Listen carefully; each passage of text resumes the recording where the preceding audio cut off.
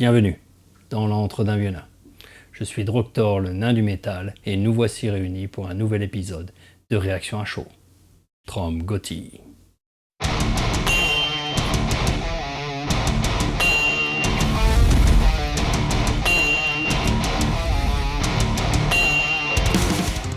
Aujourd'hui, dans Réaction à chaud, nous allons parler du groupe Amon Amarth. J'avais déjà introduit ce groupe lorsque j'avais parlé de leur chanson single faite pendant le confinement pour des fans comme moi, Put Your Back in the Hole. Je vous mets le lien ici. Pendant mes vacances, le 5 août, le groupe a sorti son nouvel album, The Great Heathen Army. Et pour la rentrée, j'ai décidé de faire une semaine spéciale Amon Amarth avec non pas une réaction à chaud, mais 2 réactions à chaud de leur clip vidéo de leur dernier album. Et pour cela, j'ai choisi The Great Heathen Army et Find a Way or Make One.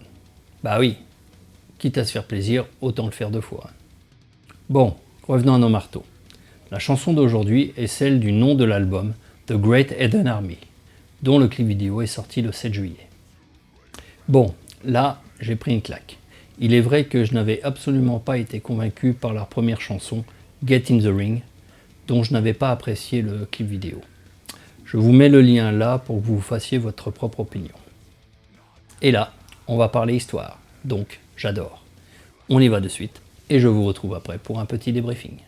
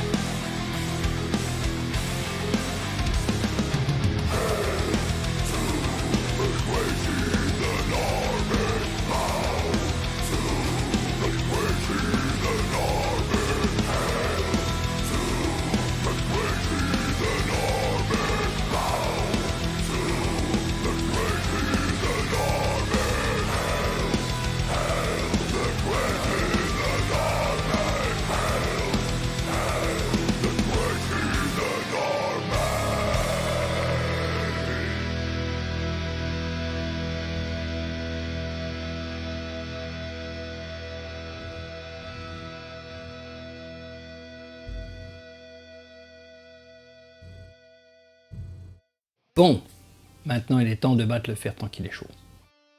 Alors, cette petite intro à la guitare, la montée musicale en puissance, et surtout cette présentation à la Stranger Things, cela met de suite dans l'ambiance.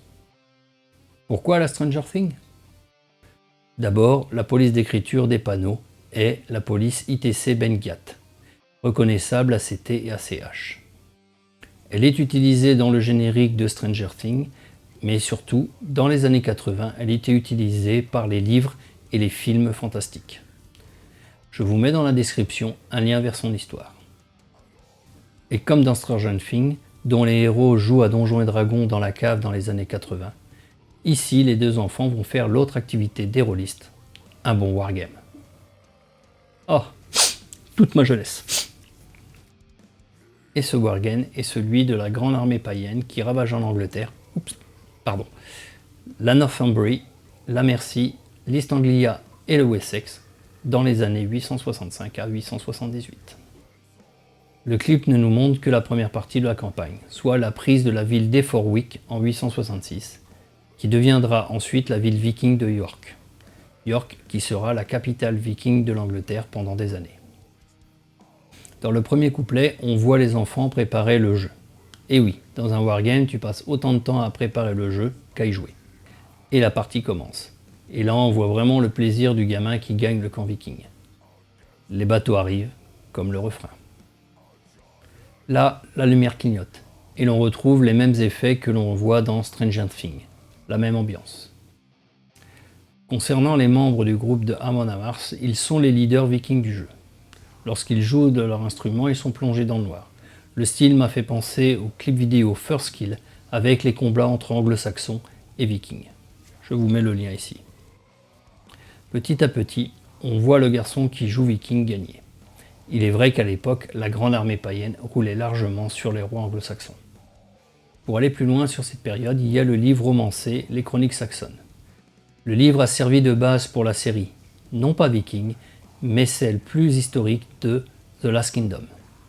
Le final de la partie est porté par l'interlude avec son « Hail to the Great Heathen Army » répété plusieurs fois comme un cri le rallumant. Et le jet de dés magique qui permet la victoire dans le jeu par la prise de la ville de York et le plaisir du gamin d'avoir gagné la partie. La fin est un classique de nos chambres des années 80, le poster de notre groupe de musique préféré. Alors oui, ce clip est une bouffée de nostalgie à ma jeunesse, comme la série Stranger Things a fait la même chose. N'empêche que la chanson est très bonne. Le riff, le rythme, le chant, tout est excellent. C'est une grande réussite d'Amon Amarth.